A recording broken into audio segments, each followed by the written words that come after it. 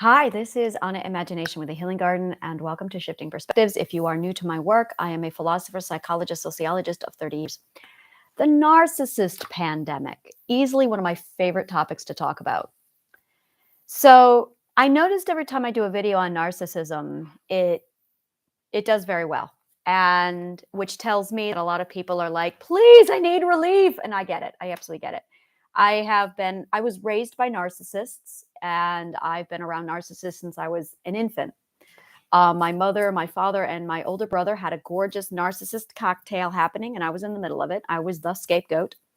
And then it took me 20 years to get out of that. And I put myself in another narcissist triangle with my first husband, and then another narcissist triangle with my third husband. So I did not experience a narcissist free life until the year 2020. It was weird. And it also gave me, over the last 3 years, a massively new perspective of, oh, there is life after narcissism. The problem is when you have a perspective, you are in a position where you can only see life through one point of view. That's the problem.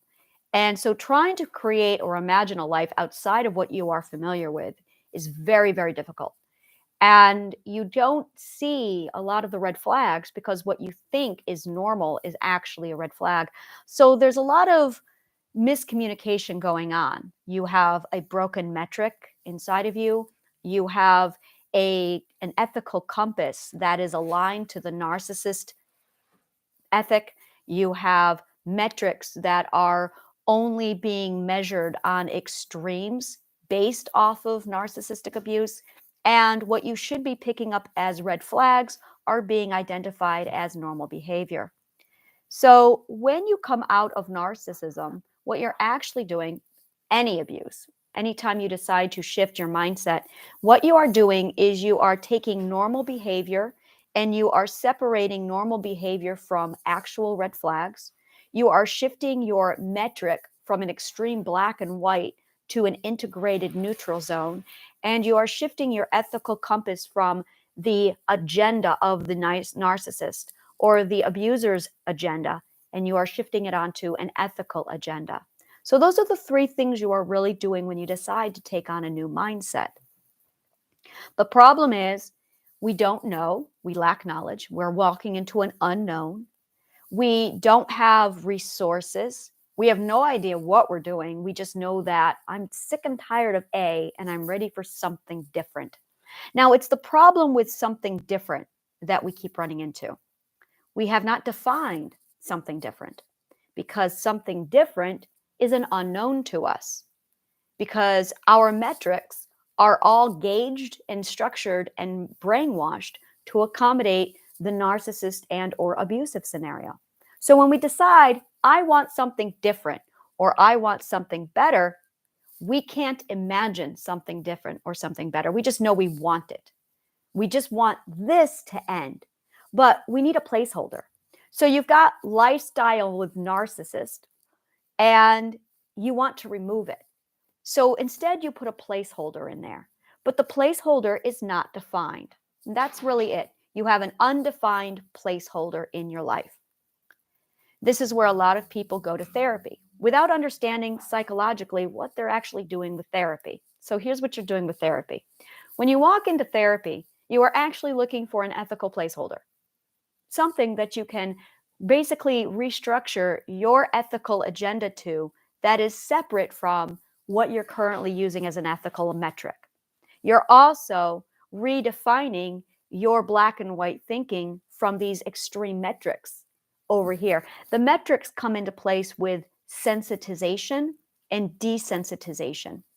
One of my favorite examples is horror movies or war movies. For me, it was more war movies. I did not like horror. I liked war. Oh, that's really, I'm so sensitive now that bothers me. There was a time where I'm like, oh my God, I love war movies.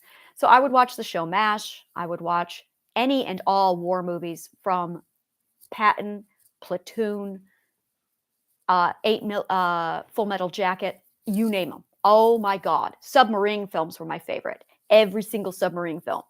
I had an obsession with war films. And World War II was my forte. Private Ryan, oh my God. Any war film, like just I was there for it. And what that ended up doing was building up it was dulling my sensitivity. Now, here's where we get into a big problem with narcissist abuse. This is where we get into a big problem with anything, is our sensitivity to something is our metric. It's our emotional metric. Now, you've got a lot of toxic masculinity in the world and a lot of, well, toxic masculinity in the world, all screaming that sensitivity is for babies. And that's really the big problem right there, is because they are shaming us for being sensitive to violence. So now we are feeling like we have to be desensitized. So driving off of this toxic masculinity and this expectation of toughening up, what ends up happening is you increase your tolerance to abuse. Now, here's the funny part. The toxic masculines are narcissists, wanting you to be desensitized so they can abuse you. That's right. Let that sink in. When someone declares war on your emotions, it's because your emotions are tattling on them. Your emotions are literally the tattletales for narcissists. So narcissists really don't like your emotions because your emotions are giving them away. So they gaslight you. That's why. They attack your emotions because your emotions are pointing a big finger at them going, this person's hurting me. Shut up. No, I'm not. And because toxic masculinity is so rampant in our culture, because expecting to tough it up is so rampant in our culture, we've accepted it as the norm, which makes every empath now 100% vulnerable and wide open to receive narcissist abuse. So our culture is cultivating victims. Bottom line, our culture cultivates victims. And they're doing this by shaming us for having emotions, because our emotions are all of the tools required to say, I'm being abused by a narcissist, or I am being abused by an abuser. Now, I am a firm believer that any and all abusers are narcissists. I believe this. And the reason why I believe this is because every one of us has narcissism inside of us. Everything is a spectrum. Narcissism is actually just a term that means that we have a surplus of projection and a surplus of self-importance, rather than doing what we need to do in order to keep our boundaries in check so we don't step on the toes of other people. To understand the narcissist and empath relationship, you need to understand authority, power, and control, which a lot of us don't understand. So authority, power, and control are actually, authority is a role, power is a tool, and control is the fruit of your attempt. Authority is the role, the power is the tool, control is the fruit. Now, a narcissist will grab the fruit without taking on the responsibility of the role, and they will assume power as a weapon instead of a tool. Now, here's how this works, and this is really, really important. Whenever you have two people, one of them is at a disadvantage over the other, but not with everything. That's really, really important. There's always, when you have two people, you have somebody who is at an advantage and at a disadvantage. I'm going to use my partner as an example on this because this is beautiful. This is a perfect example.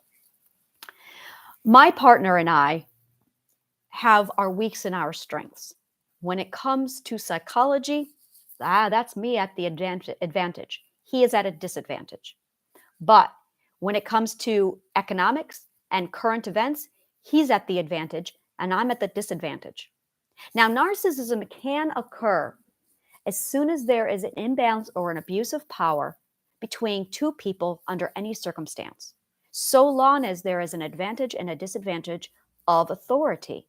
That's all it takes. Because we are these beautiful cocktail of people, every one of us has our own advantages and our own disadvantages. Now, in a very crude example, it could be somebody who's tall versus somebody who's short. It could be somebody who's young versus somebody who's old.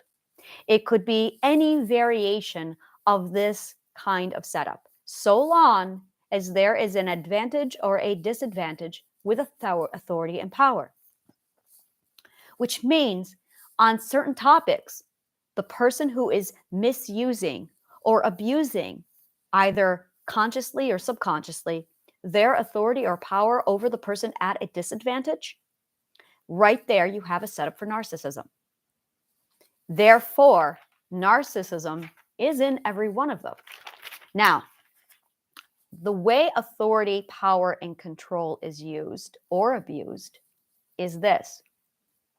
By the way, I am a retired BDSM mistress. I know my shit when it comes to authority, power, and control.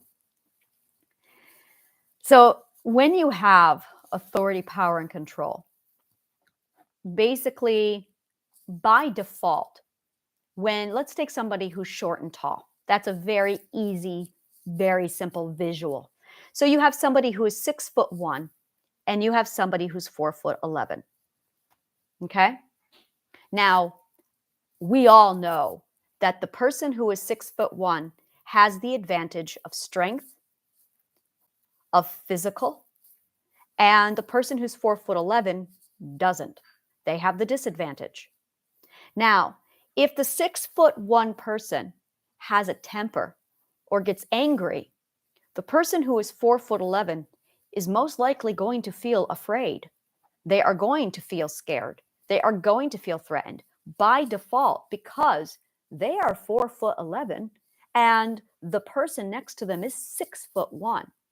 Now, we have to bring into the account, is the person safe? Is the person logical? Is the person violent? Is the person aggressive? Shouting is aggressive. Screaming is aggressive. So when you are 4'11" and you have a 6'1" person screaming at you, right there it is. If you are a Black person and there is a white person, our society deems that the white person is at the advantage and the Black person is at a disadvantage. The Black person is now going to alter their behavior to make sure that they stay in line because they know the societal cards are stacked against them. If you have a woman versus a man, depending upon the scenario, depending upon the society, the man and the woman are not on equal footing. One of you is going to have the advantage. The other is going to have the disadvantage, depending upon where you are. Now, where I grew up, the woman was at the disadvantage. The only time a woman gained advantage is when she had a child. So a woman with a child was equal to a man. A woman without a child was less than a man.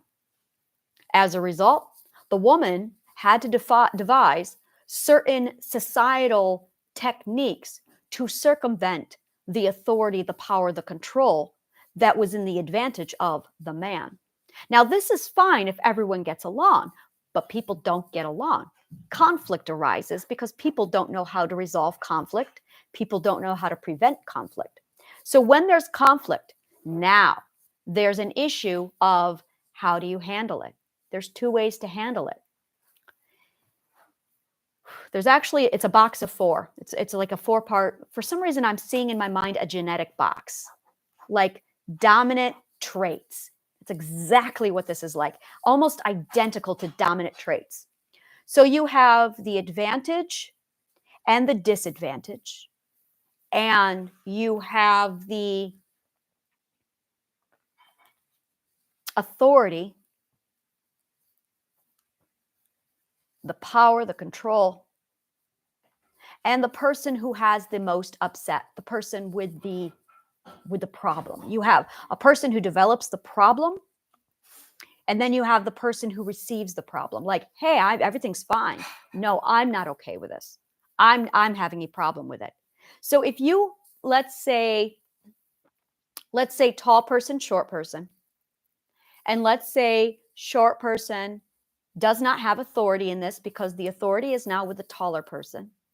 Now, tall person becomes angry and screams and shouts. Now, that is a communication to all of us that this person is not emotionally stable. They're not handling their emotions right. This makes them dangerous.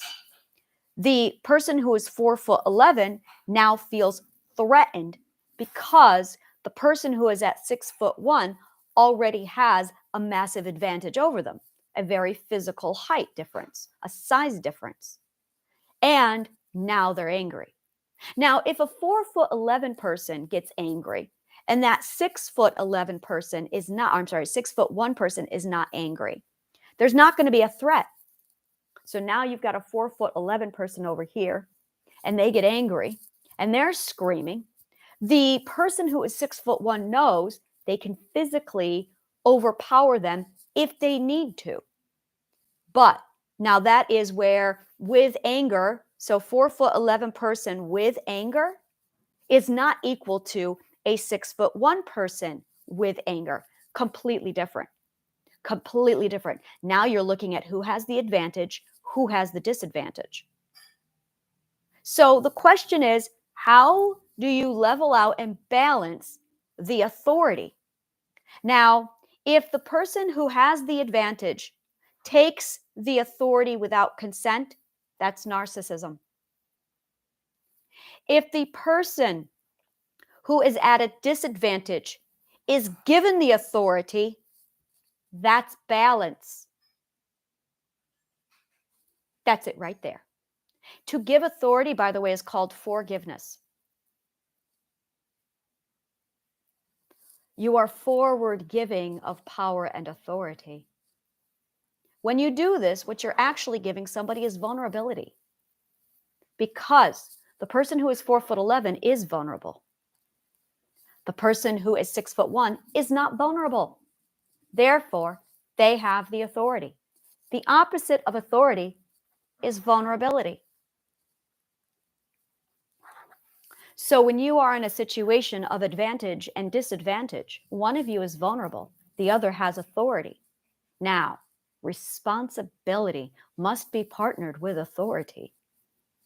If you are responsible with your authority and you are mindful of this, the only right answer is to surrender your authority through the act of forward giving, making yourself intentionally vulnerable to the person at the disadvantage, knowing that at any time you can override their authority and protect yourself. However, the person who is vulnerable, the person who is not at an advantage, cannot protect themselves. So here's the option. If a person who's 4'11" maxes out their physical strength, they still can't protect themselves from the person who's 6'1". Therefore, it is the authority, the responsibility of the one with the authority to surrender and give up their physical authority so that the person who's 4'11" will feel safe. Now, if the person who's 4'11" now has the authority as a gift, they can pretty much wield and do whatever they want. But I'm going to remind you, they are 4'11". So if they get too cocky, if they take it too far, if they become abusive, the person who has the authority can step up and say, excuse you, you are out of line. And that person who's 4'11" with the authority will go, oh, that's right, keeping them in check. That is proper balance. Let's flip it. Let's go age. Let's go a child and an adult. So the adult is at the advantage because of age and height. The child is at a disadvantage because of age and height and knowledge. As a result, the adult has +3 authority, while the child has -3 authority. So the child, in most cases, is going to feel afraid of the adult no matter what. So the only way to make the child feel comfortable is if the adult forgives the child by giving the authority over to the child and allowing the child to be in charge. Now, again, you want to sit back. Let the child drive. Where do you want to go? What do you want to do? Let's make it all about you because you're the one who's vulnerable. You're the one who's a child. You're young. And the child will drive and say, I want to do this. I want to prioritize X. So the child is now playing adult and captain of the ship. A responsible adult will allow the child to take the ship wherever the child wants. But if the child is endangering the ship, you're going to step up, use your authority, not as a thing to lord and punish, but to guide and teach. This is a proper balance of power. However, when you have a narcissist, the narcissist is already in control. The narcissist already has the advantage, and the narcissist is using their authority to lord it over another person. They are using whatever advantage they have to control another person who is at a greater disadvantage than them, whether it be gender, whether it be race, whether it be height, whether it be education. Now, when you get two people together, let's say you have two people who are very intelligent, very affectionate and loving toward each other, and at the same time, one is just more assertive, but the other is not. The other is an avoidant. Now, even though he is a man, and even though he's older, and even though he's taller, mentally, he is at a significant disadvantage, which means the woman, in this example, myself, as the one with the authority, because I am assertive and he is not, which means in order to make him feel safe and comfortable, I have to surrender my authority to him. Now, if I don't do that, if I lord my authority over him by using my assertiveness to control him, well, now that's narcissism, because I am using my authority to manipulate him so that I feel in control. That's narcissism. So whenever you come together with another person, you really need to ask the question, who's more vulnerable in what areas? Who has more authority in what area? And if you have the authority, the only right answer, truly, is to surrender your authority and power to the person who is most vulnerable through the act of forward giving, forgiveness, so that you deliberately put yourself in a vulnerable position. It is literally equivalent to a scared dog barking and growling, and you getting on all fours and putting your head lower than the dog. That is forgiveness. Once you understand and once you identify the balance of power, authority, control with vulnerability and how forgiveness works, it absolutely puts you in a position where you can manage and navigate narcissism with ease. Now, the thing is, once you identify this, here's the thing. You're looking at psychological entrapment. You could be in a physical situation where you literally cannot get away from the narcissist because you have become their slave. Very common. They might be an emotional enslavement where you might have to do X amount of things according to them via the phone or text or meeting up with them when you don't want to. So they might not live with you, but they still have an emotional control over you. Same thing. It's called psychological entrapment. So you are looking at psychological entrapment, Stockholm syndrome, and possibly a physical slave issue where you can only do what they dictate. And because they have the authority and the power that they are lording over you, who is more vulnerable, it's going to put you in a position where you can't get away. The only way to break out of this is literally to identify the vulnerability, the imbalance of power with the authority, and understand that you are dealing with Stockholm syndrome, psychological entrapment, and possible physical enslavement. To get out, well, that's a whole thing. That's extraction. And I will be covering that in a later video. I have them scheduled. I just haven't done them yet. Extraction is a very messy business. Now, once you extract yourself, there's recovering from the abuse of narcissism, which is a whole nother thing. If you love movies like this, subscribe, like, comment below. Let me know what part of the show resonates with you. And if you are wanting to join any of my free workshops, click on the link below and click Change Now, and I will get you, that will put you on my list for whenever I do a free workshop. I will be inviting you to it so you can jump in and join the workshop. or you will get a copy of the video afterward of the workshop. Thank you so much, and may the kindest of words always find you.